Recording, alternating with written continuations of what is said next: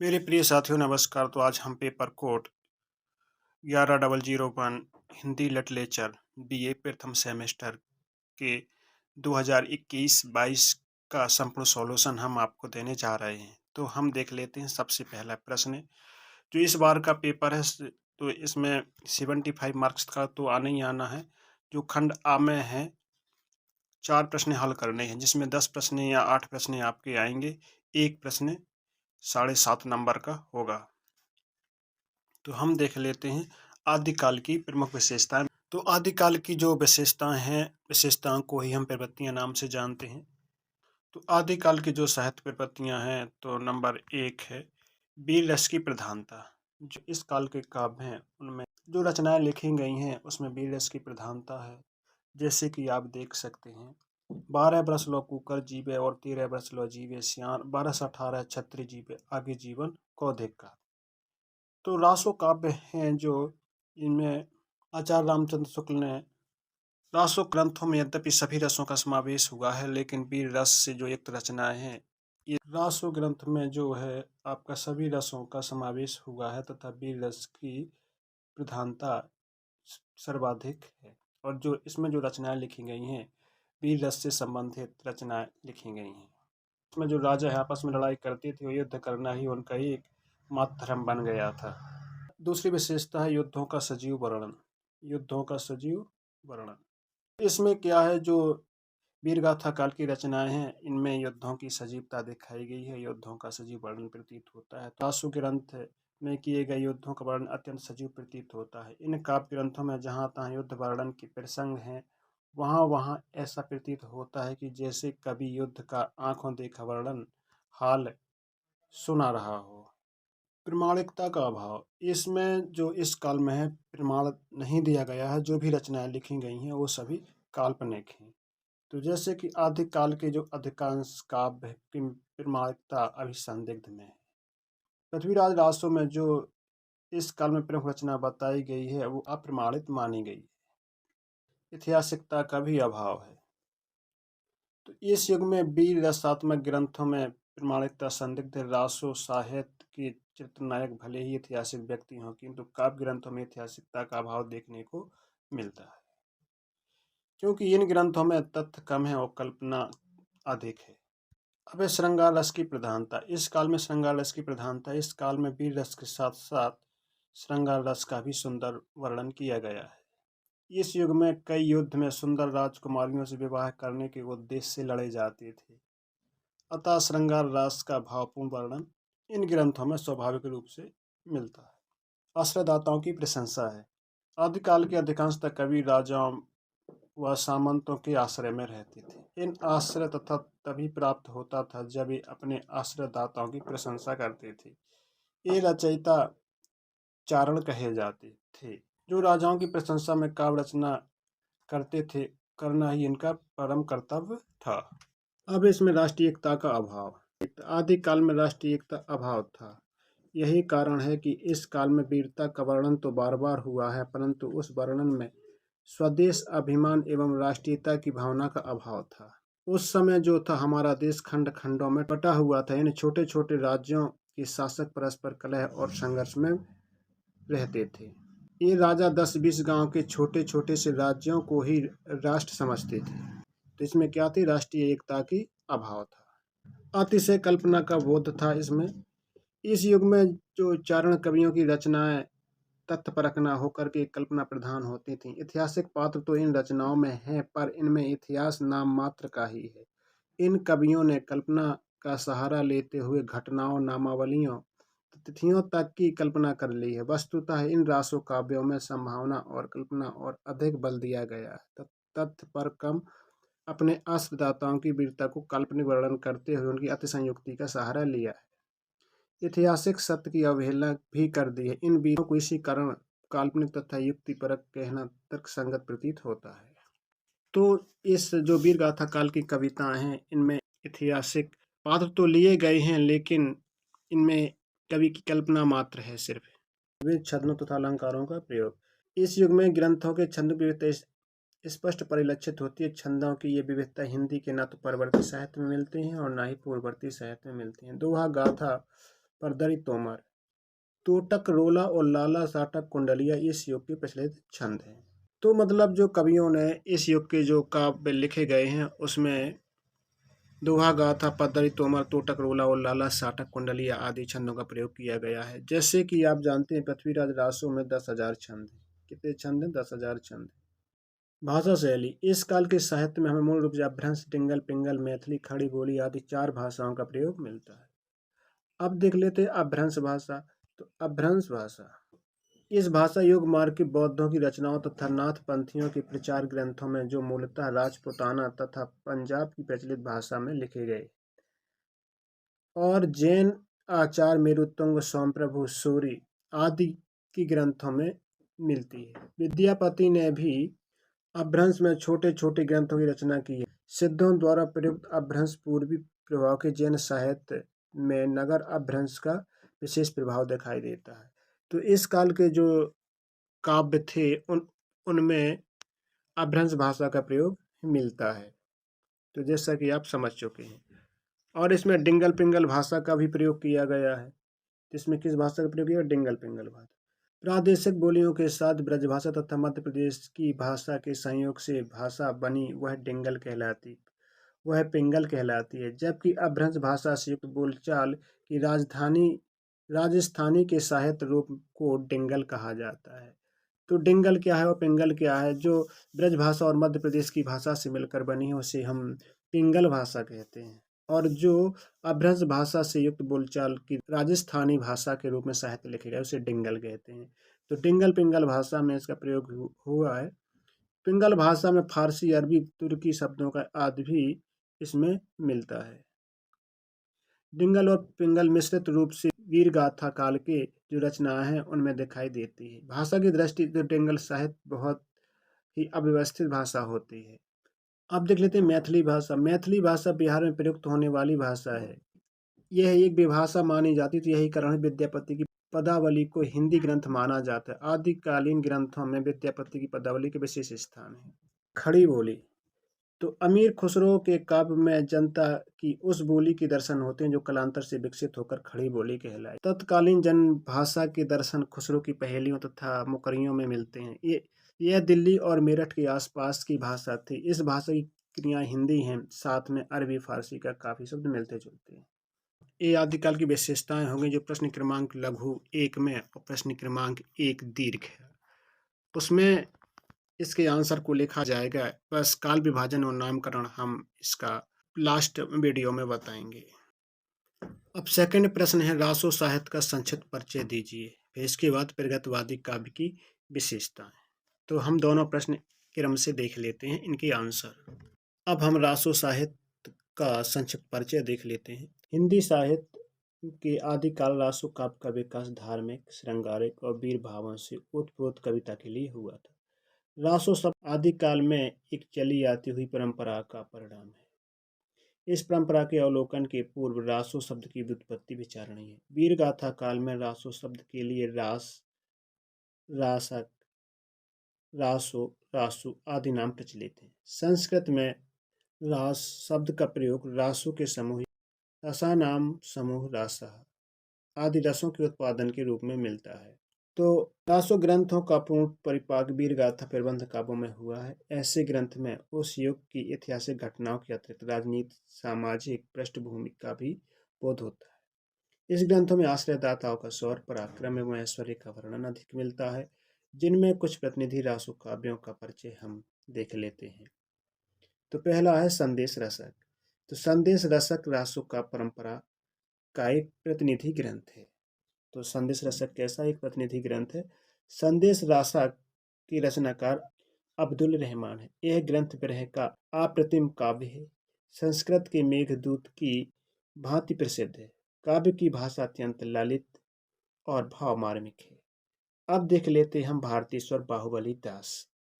शालिभद्र प्रणीत इस वीर रसात्मक काव्य का विशेष महत्व है। इस रचना काल का संवत 1241 के लगभग है। इसमें वृषभ के 2 पुत्रों भारतीश्वर और बाहुबली के युद्ध का वर्णन है। खुमान रासो, इसके रचनाकार दलपति विजय हैं। दलपति विजय मेवाड़ के राणा खुमान के समकालीन थे। इस रासो ग्रंथ के खुमानों के युद्ध का ओजपूर्ण वर्णन किया गया है। अब है बीसलदेव रासो।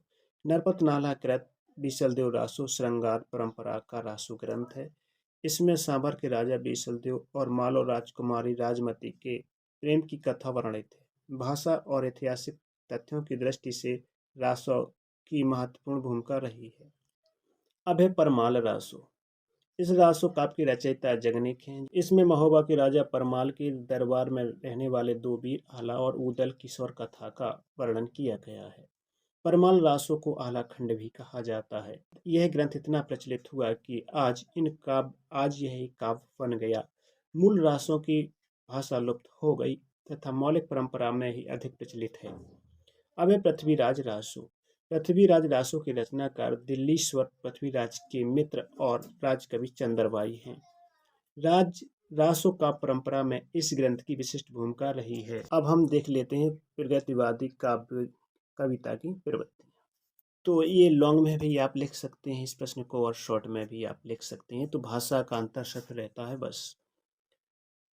समाज और समाज से जुड़ी जो समस्याएं अथवा गरीबी, अकाल, स्वाधीनता, किसान, मजदूर, शोषण से संबंधित इनसे उत्पन्न विसंगतियां पर जितनी व्यापक संवेदनशीलता इस धारा की कविता में मिलती है, अन्यत्र कहीं नहीं मिलती। काव्य धारा अपना संबंध और जहां भारतीय परंपरा जोड़ती है, वहीं दूसरी ओर भावी समाज भी वर्तमान के प्रति यह आलोचनात्मक यथार्थवादी दृष्टि अपनाती। प्रगतिवादी काव्य धारा की प्रमुख प्रवृत्तियां इस प्रकार हैं जो हम देखने जा रहे हैं। तो पहले है सामाजिक यथार्थवाद, यानी कि सामाजिक की सत्यता क्या है।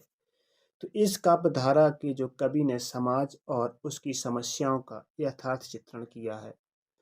समाज में व्याप्त जो सामाजिक, आर्थिक, धार्मिक और राजनीतिक विषमता के कारण दीन दरिद्र वर्ग की प्रति सहानुभूति दृष्टि प्रसारण को इस काव्य धारा के कवियों ने प्रमुख स्थान दिया और मजदूर, कच्चे घर, मटमैले बच्चों को अपने काव्य का विषय चुना है। जैसे आप एक एग्जाम्पल में देख सकते हैं, सूड़े घर के गोबर को बदबू से दबकर महक जिंदगी के गुलाब की मर जाती है।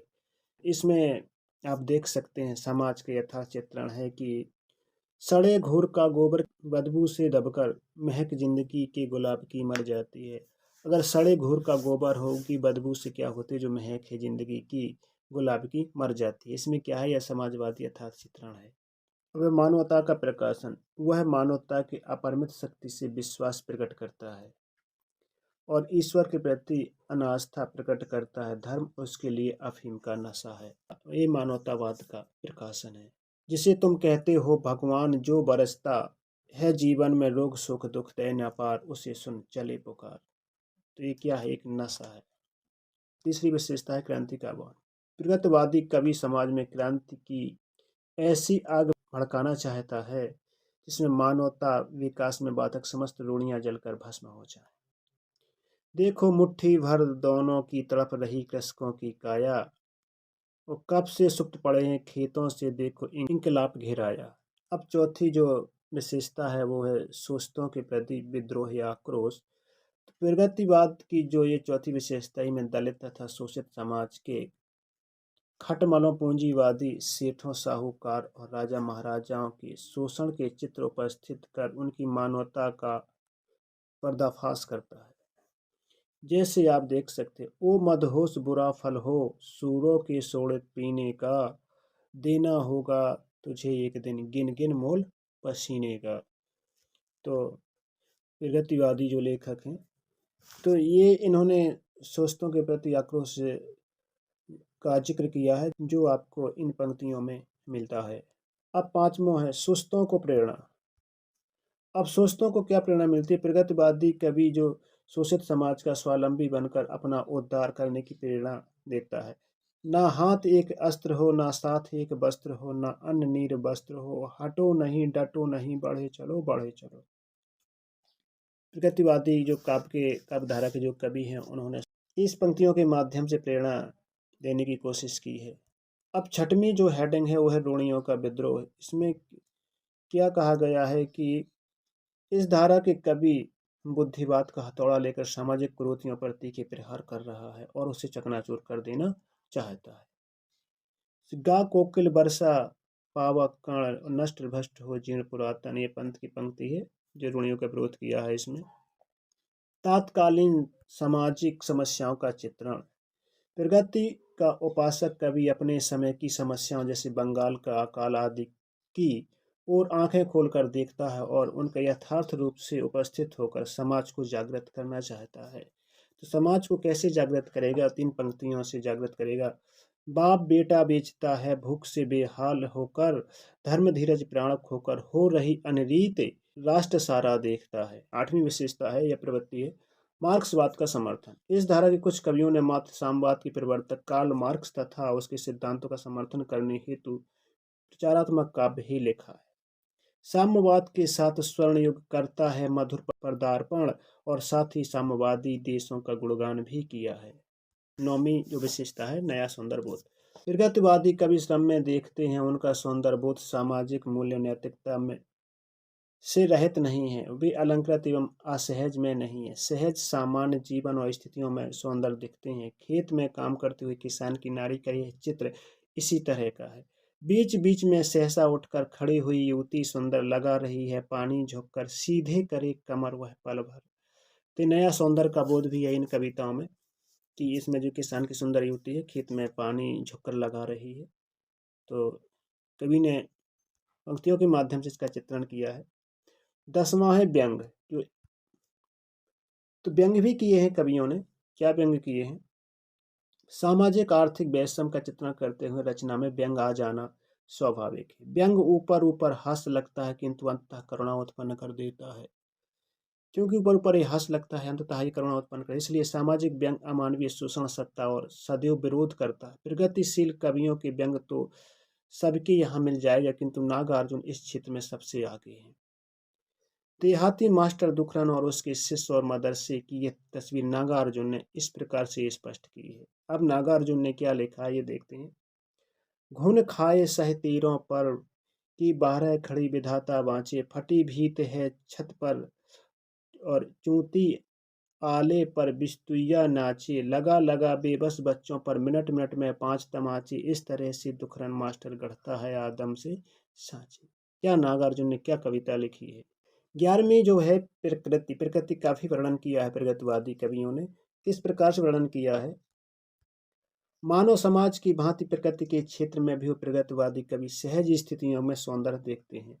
उनका सौंदर्य बोध चयनवादी नहीं है। प्रगतिवादी कवियों ने प्रकृति की ओर ग्राम्य जीवन के अनुपम चित्र खींचे हैं जिनमें रस रूप रस गंध वर्ण बिंब आदि उभरे हैं। नागा अर्जुन की जो बादल को घिरते देखा जी केदारनाथ, अग्रवाल की जो बसंती हवा और त्रिलोचन के धूप में जगरूप सुंदर की जो कविताएं हैं, प्रकृति की एक विशेष छटा उभरी है और प्रकृति का वर्णन प्रगतिवादी कवियों ने किया है।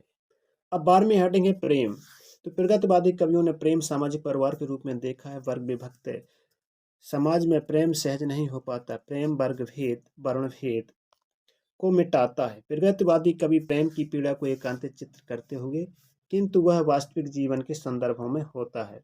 उनका एकांत भी समाजोन्मुख होता है, जैसे त्रिलोचन की ये कविता है जो हम देख लेते हैं। आज मैं अकेला हूँ, अकेले रहा नहीं जाता, जीवन मिला है यह रतन मिला है, यह फूल में मिला है, यह धूल में मिला है, यह मोल तोल उसका अकेले कहा नहीं जाता, आज मैं अकेला हूँ। अब है 13वीं जो हेडिंग है वो है नारी चित्रण।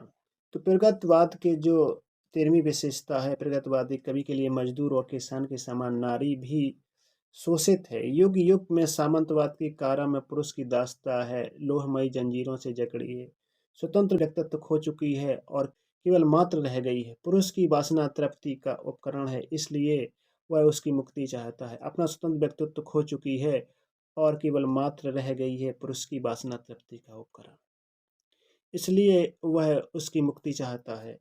तो नारी का चित्रण किस प्रकार से कवियों ने किया है कि नारी को सिर्फ बताया है कि सिर्फ वासना तृप्ति का एक उपकरण मात्र रह गई है और युग युग से आज भी यह लोहेमयी जंजीरों से जकड़ी हुई है।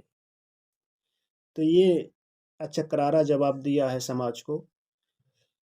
योनि नहीं है रे नारी, वह भी मानवीय प्रतिष्ठित है, उसे पूर्ण स्वाधीन करो, वह रहे न नर पर अवसित है। अधिकांश प्रगतिवादियों का नारी प्रेम उच्छृंखलित और स्वच्छंद है। मैं अर्थ बताता दोय भरे यौवन का, मैं वासना नग्न का गाता असंख्य। चौथा प्रश्न है पेपर का, विद्यापति की रचना एवं विशेषताओं को उल्लेख कीजिए। तो हम विद्यापति की रचनाओं की विशेषताओं को उल्लेख देख लेते हैं। तो पहले थोड़ा सा रचनाओं के बारे में जो प्रस्तावना है वो देख लेते हैं। जो रचना है, विद्यापति संस्कृत, प्राकृत, अपभ्रंश, मैथिली, ब्रजभूली, बंगला और हिंदी के सुपंडित थे। कौन? विद्यापति। तो विद्यापति संस्कृत, प्राकृतिक, अपभ्रंश, मैथिली, ब्रजभूली, बंगला आदि हिंदी के सुपंडित थे। बहुत अच्छे तरीके से आती थी उन्हें ये भाषाएं। उन्होंने संस्कृत में कई ग्रंथ लिखे, जैसे उत्तर, अपभ्रंश और अवहट्ट में रचनाएं लिखी। ब्रजभूली और हिंदी मैथिली में काव्य लिखे। इनकी 14 रचनाएं मिलती हैं। इनकी कितनी रचनाएं मिलती हैं? 14 रचनाएं मिलती हैं। कीर्ति लता, कीर्ति पताका, गया पतल, गंगा, गंगा वाक्यावली, दान वाक्यावली, दुर्गा भक्ति तरंगिणी, पुरुष परीक्षा, प्रमाण, भू पुराण संग्रह, पदावली, भू परिक्रमा, लिखनावली, विभव सागर और वर्षकृत और शव सार। इनकी जो रचना है कीर्ति लता, कीर्ति पताका, ये अपभ्रंश में है दोनों रचना की। जो पदावली हैं वो मैथिली तथा ब्रजभूली भाषा में है। शेष ग्रंथ संस्कृत में लिखे गए हैं। इनके कवि का पांडित्य प्रदर्शित होता है, भौतिकता का परिचय मिलता है। अनेक भाषाओं में अगाध ज्ञान होते हुए भी कवि की जो पसंदीदा भाषा है, निम्न छंदों में उनकी मान्यता स्पष्ट है। जैसे सक्का वाणे बहुन भावै, पाओ रस का मम न पावै, बेसिल बैना सब जन मिठा, तै तैसन चंपवा भट्टा। अब हम देख लेते हैं नीचे जो रचनाएं दी गई, इनका संक्षिप्त परिचय देख लेते हैं। तो पहले देख लेते हैं कीर्ति लता का जीवन परिचय। तो कीर्ति लता जो है, बड़ी चर्चा के बाद कीर्ति लता की रचना 1402 ईस्वी में निर्धारित की गई है। यह विद्यापति की एक प्रसिद्ध रचना है। यह ऐतिहासिक चरित्र काव्य है। इसमें महाराज कीर्ति सिंह की प्रशस्ति है। कीर्ति सिंह के राज्याभिषेक के बाद युद्धाभियान, उनकी वीरता, दानशीलता और शासन क्षमता, कुशलता आदि का विस्तार वर्णन किया गया है। तत्कालीन भारत की राजनीतिक सामाजिक परिस्थितियों का सजीव चित्र है। तो कीर्ति लता में क्या है कि महाराज कीर्ति सिंह की कहानी, कीर्ति सिंह के राज्याभिषेक और उनकी युद्ध अभियान, वीरता, दानशीलता, शासन क्षमता, कुशलता आदि का वर्णन किया गया है कीर्ति लता में। और इसमें भारत की जो राजनीतिक परिस्थितियां हैं और सामाजिक परिस्थितियां हैं, इसका सजीव चित्रण इस कीर्ति लता में किया गया है। तथ्य घटनाओं का सही वर्णन से कीर्ति सिंह की प्रशस्ति सत्य प्रमाणित होती है। युद्ध और चारित्रिक विशेषताओं के अंकन में कवि की निपुणता देखते ही बनती है। जौनपुर साम्राज्य में इब्राहिम शाह सर्की के अधीन था।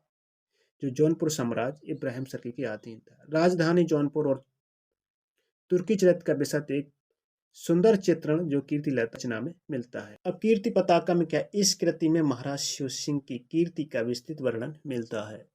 आरंभ में चंद्रचूड़ अर्धनारीश्वर के रूप में अर्चना तथा गणेश की वंदना है।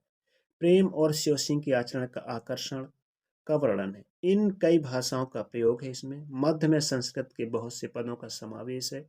फिर मैथिली भाषा का प्रयोग इसमें समाहित है। अनेक छंदों में तद्भव शब्दों से सुंदर पदावली इसकी प्रति राज्य पुस्तकालय नेपाल में सुरक्षित है।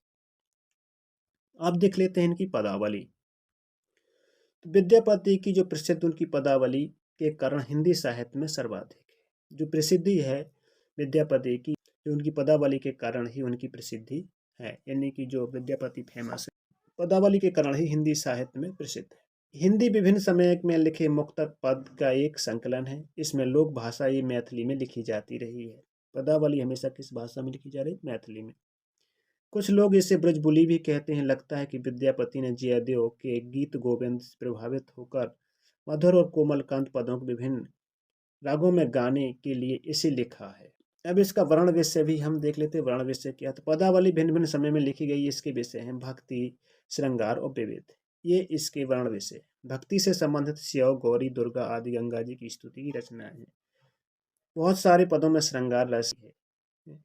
ये विद्यापति की सर्वोत्कृष्ट रचनाएं हैं। शेष पदों में युद्धों का वर्णन, पांडित प्रदर्शन, कूट, पहेलिका है। तो अब हम पांचवा प्रश्न देख लेते हैं। गोरखनाथ के संक्षिप्त जीवन परिचय। क्या है गोरखनाथ का जीवन परिचय? तो गोरखनाथ जी थे जो नाथ पंथ के संस्थापक थे। तो गोरखनाथ किस पंथ के संस्थापक थे? तो नाथ पंथ के थे, ना कि नाथ संप्रदाय के। इतना याद रखना। गुरु गोरखनाथ गुरु गोरखनाथ या गोरक्षनाथ जी महाराज प्रथम शताब्दी के पूर्वनाथ योगी के थे।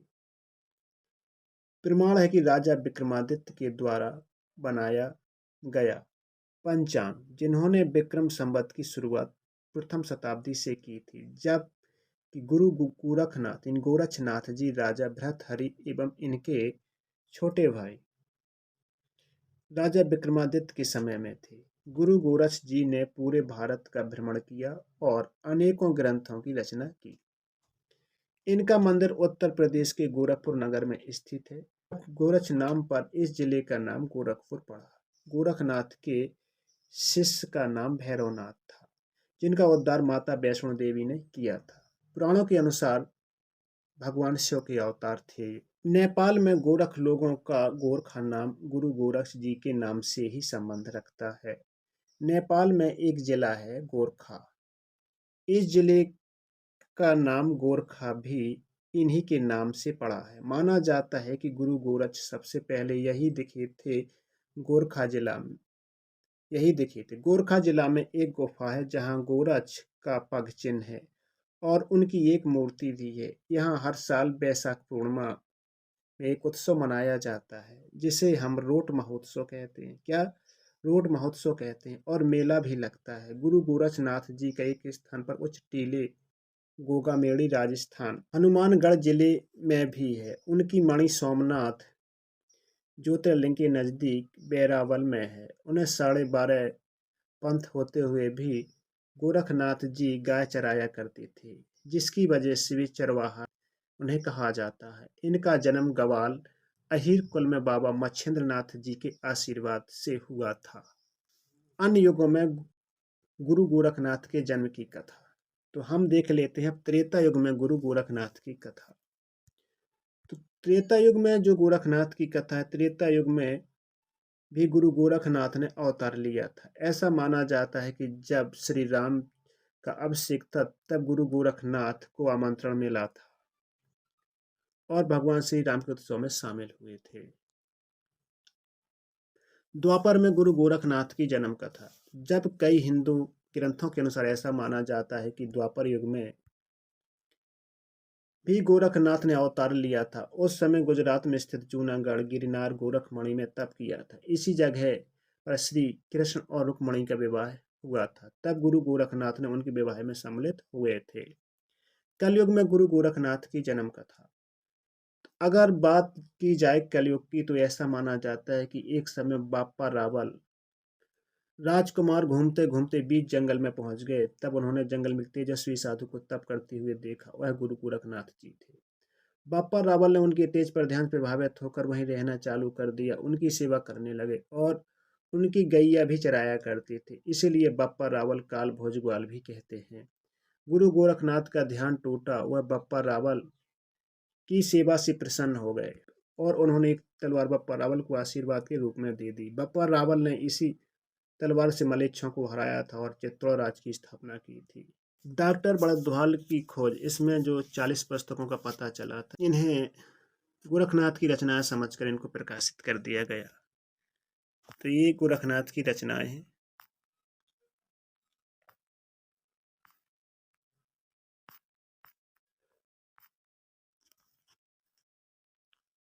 छठवां प्रश्न है, अमीर खुसरो का हिंदी साहित्य में योगदान बताइए। तो हम जीवन परिचय के साथ योगदान की तरफ बढ़ेंगे।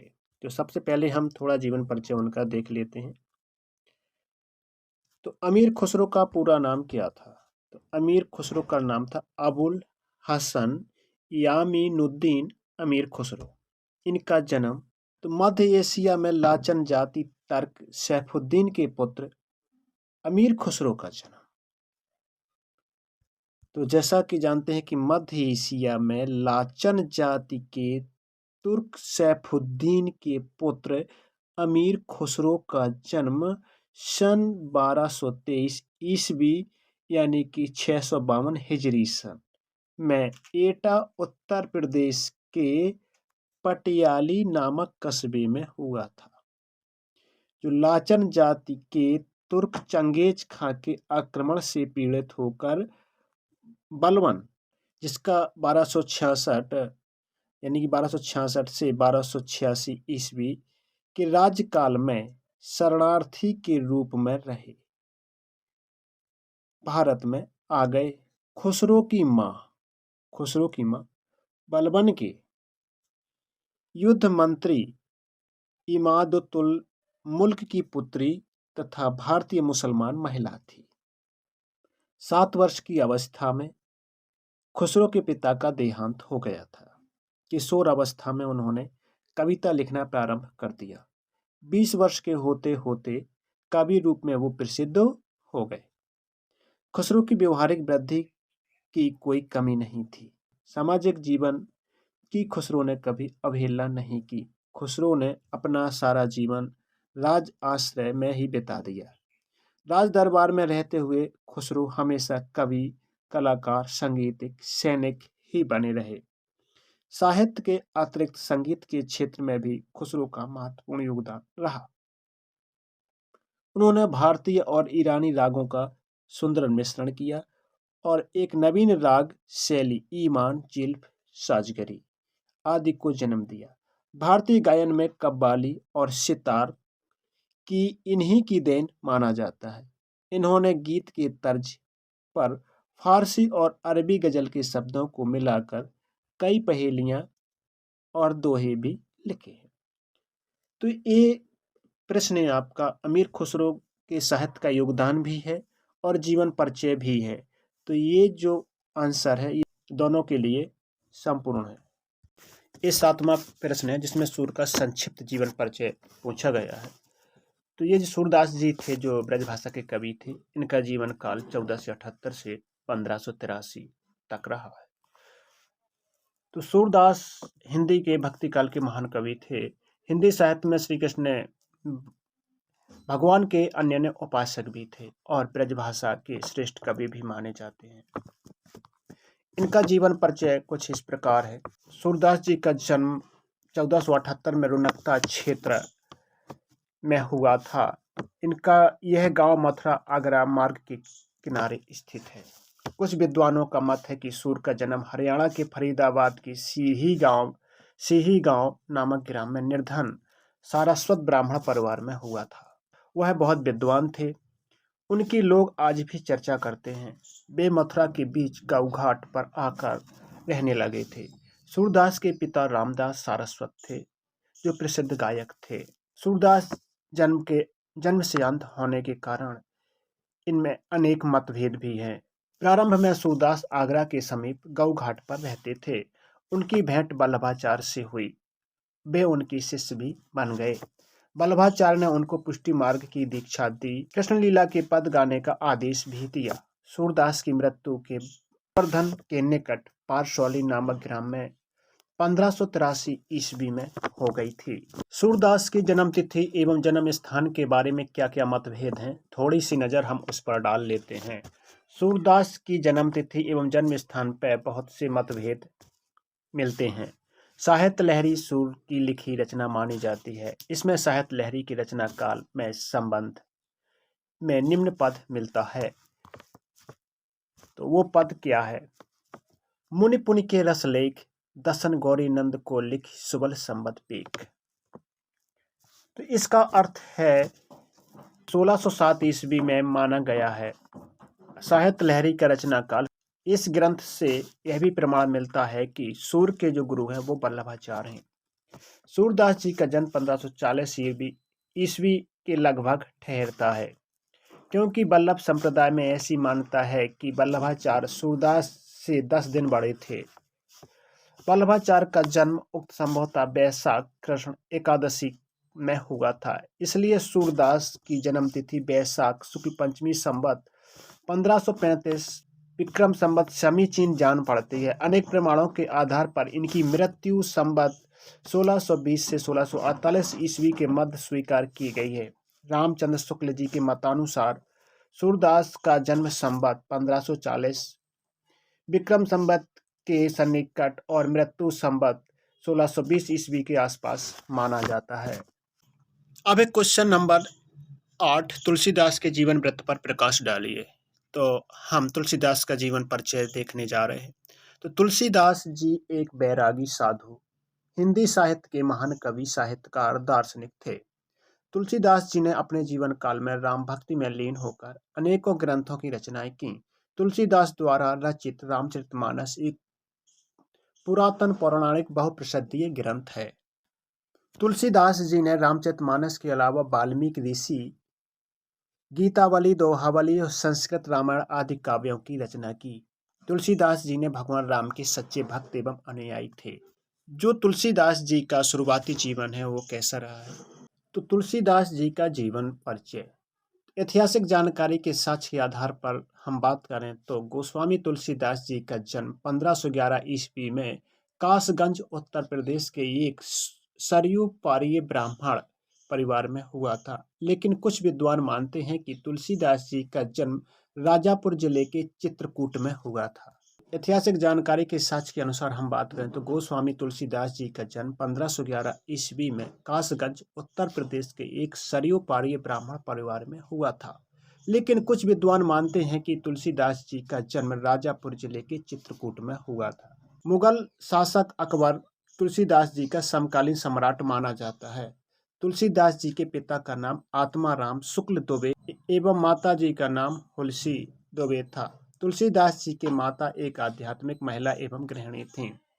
तुलसीदास जी के जन्म के संबंध में बहुत सी चर्चा या प्रसंग सुनने को मिलते हैं। तुलसीदास जी का जन्म 12 माह तक अपनी मां के गर्भ में थे। जब तुलसीदास का जन्म हुआ तो वे काफी हष्ट-पुष्ट थे और मुंह में दांत थे।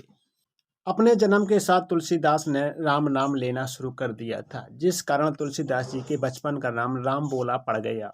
जन्म के साथ यह घटनाएं देखकर उनके आसपास रहने वाले लोग बहुत आश्चर्यचकित रह गए। तुलसीदास जी की प्रारंभिक शिक्षा उनके गुरु नरसिंह दास जी के आश्रम में हुई थी। जब तुलसीदास जी 7 वर्ष के थे तो उनके माता पिता ने प्रारंभिक शिक्षा दीक्षा के लिए श्री अनंतानंद जी के प्रिय शिष्य श्री नरहरयानंद जी यानी नरहरि बाबा के आश्रम में भेज दिया था। नरसिंह बाबा जी के आश्रम में रहते हुए तुलसीदास जी ने 14 से 15 साल की उम्र तक सनातन धर्म, संस्कृत, व्याकरण, हिंदू साहित्य, वेद दर्शन, 6 वेदांग, ज्योतिष शास्त्र आदि की शिक्षा प्राप्त की। रामबोला के गुरु नरसिंह दास ने ही रामबोला का नाम गोस्वामी तुलसीदास रखा। अब तुलसीदास की प्रसिद्ध रचनाएं हम देख लेते हैं। तो तुलसीदास जी ने अपना 112 वर्ष के लंबे जीवन काल में अनेकों काव्य रचनाएं की। तो ये साहित्य परिचय में भी इस प्रश्न का आंसर आ जाएगा। यदि आपका प्रश्न आता है तुलसीदास जी के जीवन साहित्य परिचय या योगदान दीजिए या साहित्य परिचय, तो ये प्रश्न का आंसर उसमें भी आ जाएगा, क्योंकि साहित्य उनका क्या था, उनकी रचनाएं थी। तो इसमें पहली रचना है गीतावली। तो गीतावली में क्या बताया गया है, तुलसीदास जी ने अपनी रचना गीतावली में रामायण के प्रसिद्ध प्रसंग भरत और राम के मिलन को गीत के रूप में प्रदर्शित किया है। यह काव्य रामचरितमानस का ही एक भाग है। गीत में आपको रामायण के उत्तरकांड की कथा की झलक देखने को मिलती है। अब है दोहावली। दोहावली काव्य रचना में तुलसीदास ने भगवान राम के चरित्र का वर्णन किया है। चरित्र वर्णन के साथ तुलसीदास जी ने इस काव्य में भगवान राम के मनमोहक शांत स्वरूप को भी प्रदर्शित किया है। अब है रामलला नहछू। तुलसीदास द्वारा रचित रामलला नहछू एक संस्कार गीत काव्य है। अब हम क्वेश्चन नंबर 9 हिंदी साहित्य में कबीर का स्थान बताइए। तो पहले हम इनकी जीवन परिचय देख लेते हैं, फिर कबीर का स्थान है। तो कबीर का जन्म, मृत्यु एवं जन्म स्थान के बारे में कुछ व्यापक मतभेद हैं। प्राप्त तथ्यों के आधार पर इनका जन्म 1399 ईस्वी संवत 1456 व मृत्यु सन 1518 यानी संवत 1575 में मानी जाती है। कबीर गृहस्थ थे। इनकी पत्नी का नाम लोई था। इनके पुत्र का नाम कमाल या पुत्री का नाम कमाली था। इनका लालन पालन जो था जुलाहा दंपति ने किया था, अतः इन पर हिंदू व मुसलमान दोनों धर्मों के संस्कार पड़े थे। इनके गुरु रामानंद थे। इनकी समस्त रचनाओं का संग्रह इनके शिष्य धर्मदास ने बीजक नाम से किया, जिसके 3 भाग हैं, साखी शब्द और रमैनी। अब है कबीर का स्थान। तो हिंदी साहित्य में कबीर का स्थान बहुत ऊंचा है। कबीर कवि, दार्शनिक, ऋषि, समाज सुधारक एवं महापुरुष थे। कबीर ने समाज एवं धर्म को सुधारने के लिए विचारों को काव्य में सृजित किया तथा अपने पथ के सिद्धांतों का निरूपण किया। उन्होंने आत्मा और परमात्मा के मिलन एवं संसार की क्षण भंगुरता संबंधी अनेक गंभीर विचारों को उद्घाटित किया। इस दृष्टि से युग द्रष्टा भी प्रतीत होते हैं। कबीर का आगमन हिंदी साहित्य के लिए एक गौरवशाली घटना है।